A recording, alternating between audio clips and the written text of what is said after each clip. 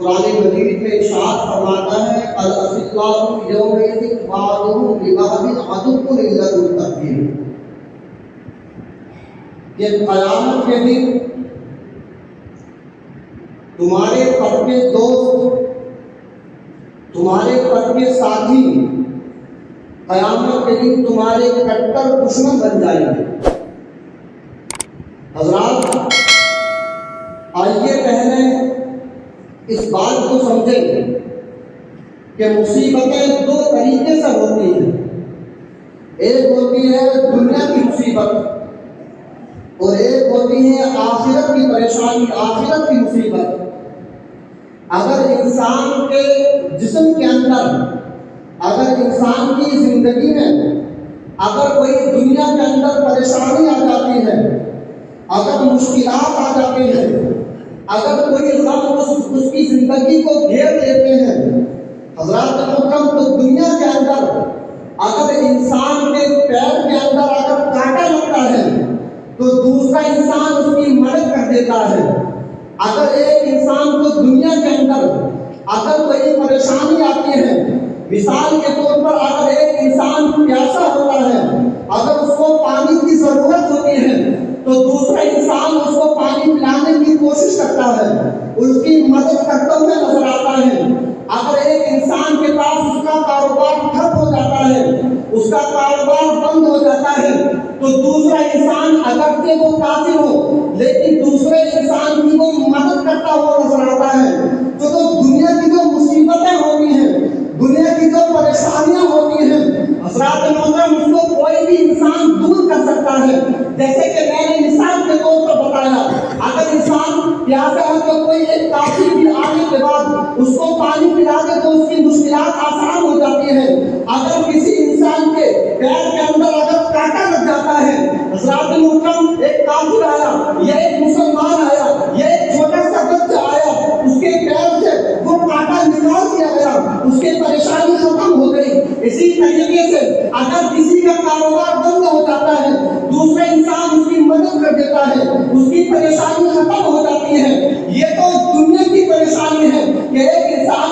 دوسرے انسان کی مدد کرتا ہوا نظر آتا ہے تو وہ پریشانی ختم ہو جاتی ہے، وہ دقت دور ہو جاتی ہے، وہ غم چلا جاتا ہے۔ لیکن ایک پریشانی ایسی ہے، ایک غم ایسا ہے جو قیامت کی پریشانی ہے، جو آخرت کی پریشانی ہے، وہاں پر کوئی انسان کسی کی دوسرے کی مدد نہیں کرے گا۔ وہاں پر انسان اگر مثال کے طور پر اگر کسی کے نیک اعمال توڑے جا رہے ہو، اگر بیٹا امی کے پاس جانے کے بعد، اگر ماں کے پاس جانے کے بعد یہ کہے، اماں جان، دنیا میں تم نے مجھے بڑا احسان کیا تھا، دنیا کے اندر مجھے بڑا پال کر پوسٹر بڑا کیا ہے، مجھ پر احسان کیا تھا، آج قیامت کا دن ہے، نفسی نفسی کا دن ہے، آج حساب کا دن ہے، آج اعمال کا دن ہے، میں یہ چاہتا ہوں کہ ایک نیکی اپنی مجھے دے دو تاکہ میں ایک نیکی کی وجہ سے میں جنت میں چلے جاؤں۔ تو قیامت کا دن ایک ایسا منظر ہے کہ ماں حضرات محترم اپنے بیٹے سے بھاگ رہی ہے، بیٹی ماں سے بھاگ رہی ہے، باپ حضرات محترم آج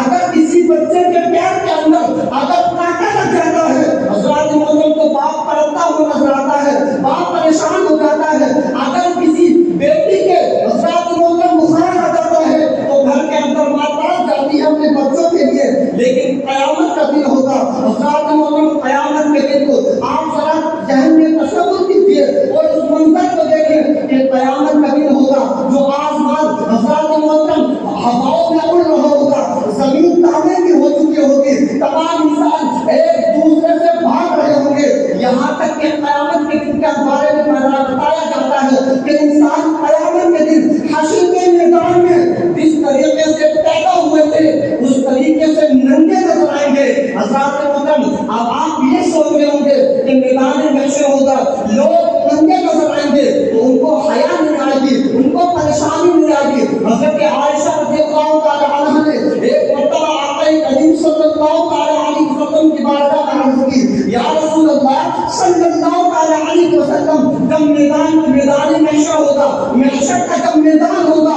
تمام اولین بھی ہوں گے، تمام آخرین بھی ہوں گے، حضرت آدم کی امت بھی وہاں ہوگی، حضرت شیش کی امت بھی وہاں ہوگی، حضرت ایوب کی امت بھی وہاں ہوگی، تمام امت وہاں پر جمع ہوگی اور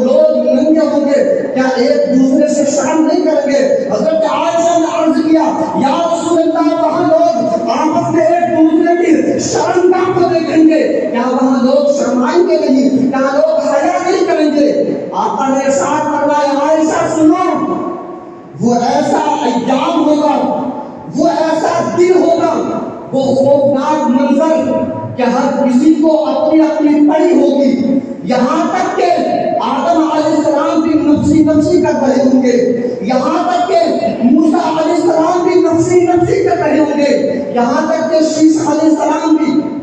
نفسی نفسی کر رہے ہوں گے، یعنی حضرت آدم علیہ السلام سے لے کر کے تمام انبیاء کرام نفسی نفسی کر رہے ہوں گے۔ آقا ارشاد فرماتے عائشہ وہ اتنا خطرناک منظر ہوگا، وہ اتنا خوفناک منظر ہوگا، حضرات محترم کے لوگوں کو پتہ ہی نہیں ہوگا کہ ہم ننگے ہیں۔ لوگ اس طریقے سے وہاں پر دنیا کے اندر جس طریقے سے ایک دوسرے کی مدد کر دیتے ہیں، وہاں پر کوئی مدد نہیں کرے گا، باپ بیٹی سے بھاگ رہا ہوگا، بیٹی باپ سے بھاگ رہی ہوگی۔ حضرات محترم آج دنیا کے اندر ایک دوسرے کے کندھے پر ہاتھ رکھنے کے بعد زندگی بسر کرتے ہیں، ایک دوسرے کے سہارا بن جاتے ہیں، ایک دوسرے کی تکلیف اپنے بدن پر لیتے ہوئے نظر آتے ہیں، لیکن قیامت کا منظر حضرات محترم، قیامت کے منظر کے بارے میں آقا کریم صلی اللہ علیہ وسلم کی حدیث ہے۔ ایک مرتبہ کعب بن عمار رضی اللہ عنہ کی بارگاہ میں حضرت عمر آتے ہیں، اور عمر آنے کے بعد حضرت کعب سے کہتے ہیں کعب ایسی حدیث مجھے بتاؤ، قیامت کے ایسا منظر مجھے بتاؤ کہ جس کو سننے کے بعد میرا دل اللہ تبارک و تعالیٰ کی خشیت سے ڈرنے لگے، اللہ تبارک و تعالیٰ کا خوف میرے دل میں مزید پیدا ہو جائے۔ حضرات محترم کعب بن احبار کہتے ہیں اے عمر ایسی حدیث سننا چاہتے ہو، ایسی حدیث آپ کو پتا ہے کہ اگر قیامت کا منظر ہوگا، میں نے پچھلی کتابوں میں پڑھا ہے۔ حضرت کعب کہتے ہیں کہ میں نے جو حضرت موسیٰ علیہ السلام پر کتابیں جو نازل ہوئی، حضرت داؤد علیہ السلام پر جو کتابیں نازل ہوئی، جس کو ہم انجیل بھی کہتے ہیں، جس کو ہم زبور بھی کہتے ہیں، حضرت کعب کہتے ہیں اے عمر سنو، قیامت کا منظر ہوگا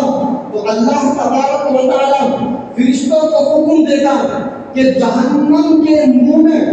70,000 لگامیں ڈال کر کے اس کو پورے محشر والوں کو دکھا دیا جائے، اس کے شعلوں کو دکھا دیا جائے، اس کے انوار کو دکھا دیا جائے، اس کی بہتی ہوئی آگ کو دکھا دیا جائے۔ حضرات محترم کعب بن احبار کہتے ہیں کہ اللہ تبارک و تعالیٰ کا حکم سنتے ہی تمام فرشتے 70,000 لگامیں جہنم کے منہ میں ڈال کر کے اس کو کھینچ کر کے لائیں گے، وہ تمام محشر والے اس بھڑکتی ہوئی آگ کو دیکھیں گے۔ حضرات محترم حضرت کعب کہتے ہیں جب اس آگ کو حضرات محترم حضرت خلیل دیکھیں گے، یعنی حضرت ابراہیم علیہ السلام دیکھیں گے، تمام انبیاء کرام جب اس بہکتی ہوئی آگ کو دیکھیں گے، بہکتے ہوئے شعلوں کو دیکھیں گے، حضرات محترم تو نبیوں کا یہ حال ہوگا۔ حضرت ابراہیم علیہ السلام اپنی گھٹنوں کو زمین پر ٹیکنے کے بعد رب کی بارگاہ میں عرض کریں گے یا رب کائنات، یا پروردگار عالم، آج میں اپنے لیے امان چاہتا ہوں، آج میں کسی کے لیے کچھ نہیں مانگتا۔ یعنی اس بہکتے ہوئے شعلوں کو دیکھنے کے بعد، اس بہکتے ہوئے منظر کو دیکھنے کے بعد، اس جہنم کی آگ کو دیکھنے کے بعد حضرت ابراہیم جیسا پیغمبر اپنے گھٹنے کو زمین پر رکھ دیں گے۔ کون ابراہیم؟ وہ ابراہیم جس نے کعبہ بنایا، وہ ابراہیم۔ اگر آج ہم دنیا کے اندر قربانیاں کرتے ہیں تو ہم جانوروں کی گردنوں پر چھری رکھنے کے بعد ان کو قربان کرتے ہیں، ان کو ذبح کرتے ہیں، لیکن حضرت ابراہیم علیہ السلام کا تو مقام ہے کہ آقا کریم صلی اللہ علیہ وسلم ارشاد فرماتے ہیں کہ تمام انبیاء کرام کے بعد حضرت ابراہیم علیہ السلام ہیں۔ وہ ابراہیم اپنے گھٹنوں کو زمین پر رکھنے کے بعد رب کی بارگاہ میں عرض کرتے ہیں یا رب کائنات، یا پروردگار عالم، اس تہتی ہوئی شعلوں کو دیکھنے کے بعد آج میں کسی کے لیے کچھ نہیں مانگتا، آج صرف مجھے امان دے دے، آج مجھے بتا دے۔ حضرات محترم ایک بات اور بتاؤں، آپ یہ نہ سمجھ لینا کہ وہ مدد نہیں کریں گے ابراہیم علیہ السلام یا موسیٰ علیہ السلام، بلکہ آپ کو دیکھنے کے بعد اللہ تبارک و تعالیٰ کا خوف ان کے دل میں بیٹھ جائے گا، اللہ تبارک و تعالیٰ کا ڈر ان کے دل میں بیٹھ جائے گا۔ آج ہم ہیں مثال کے طور پر نبیوں کا کتنا پانی ہو رہا ہے، نبی کر رہے ہیں جہنم کی آگ کو دیکھنے کے بعد، اور حضرت موسیٰ علیہ السلام جب آگ کو دیکھیں گے تو رب کی بارگاہ میں عرض کریں گے، یا رب کائنات، دنیا کے اندر تو نے مجھے کریم بنایا ہے، دنیا کے اندر تو نے مجھ سے بات کی ہے، دنیا کے اندر تو نے میں نے اس سے بات کی ہے، ہم کلامی کی ہے، آج میں اس کلیمی کا واسطہ دیتا ہوں، آج میں اس بات کا، اس تکلم کا، اس کلیم کا واسطہ دیتا ہوں، آج میں صرف اپنے لیے امان چاہتا ہوں، آج میں کسی کے لیے کچھ نہیں مانگتا۔ حضرت عیسیٰ علیہ السلام جب اس آگ کو دیکھیں گے، حضرات موت اپنے گھٹنوں کو زمین پر رکھنے کے بعد عرض کریں گے، یا رب کائنات، یا پروردگار عالم، آج میں اپنی کنواری ماں حضرت مریم علیہ السلام کے لیے بھی کچھ نہیں مانگتا، اپنی ماں کے لیے کچھ نہیں مانگتا، آج صرف مجھے امان دے دے، آج مجھے بچا لے اس آگ سے۔ حضرات محترم، یہ انبیاء کرام ہیں جو اللہ تبارک و تعالیٰ کے جہنم کا مشاہدہ کرنے کے بعد آقا کریم صلی اللہ علیہ وسلم ارشاد فرماتے ہیں کہ جہنم کی جو آگ ہے وہ کالی آگ ہے، ایسا نہیں، اور یہ جو دنیا کے اندر آپ جو آگ دیکھتے ہیں یہ صرف جہنم کی آگ سے صرف اتنی لے گئی ہے جتنی سوئی کی جو دھاگا کا سراغ ہوتا، جو چھید ہو جاتا سراغ ہوتا، جہنم سے صرف اتنی آگ لی گئی ہے۔ جب اس آگ کی اتنی تپش ہے، جب اس آگ کا اتنا اگر چھوٹا سا چٹا آگ کا اگر ماچس کی ڈبی اگر ہمارے بدن پر اگر وہ تھوڑے سا لگ جائے تو ہم بے چین ہو جاتے ہیں، بے قرار ہو جاتے ہیں۔ حضرات محترم، اس آگ کا کیا عالم ہو جو ابھی تک وہ دہک رہی ہے، اور آقا ارشاد فرماتے ہیں وہ جہنم کی وہ کوٹری جہاں پر کالی آگ ہے، حضرات محترم تمام فرشتے، اور یہاں تک آقا اللہ تبارک و تعالیٰ کی حیبت سے اللہ تبارک و تعالیٰ خود ارشاد فرماتا ہے، یوم یقوم الروح والملائکۃ صفا لا یتکلمون الا من عظیم۔ اللہ تبارک و تعالیٰ ارشاد فرماتا ہے تیسرے بارے میں کہ جبریل علیہ السلام بھی اللہ تبارک و تعالیٰ کی خوف سے تھر تھر کانپ رہے ہوں گے۔ جبریل جیسا فرشتہ، میکائیل علیہ السلام جیسا فرشتہ، حضرت عزرائیل علیہ السلام جیسا فرشتہ، اللہ تبارک و تعالیٰ کے خوف سے آج ہمیں ڈر نہیں لگتا،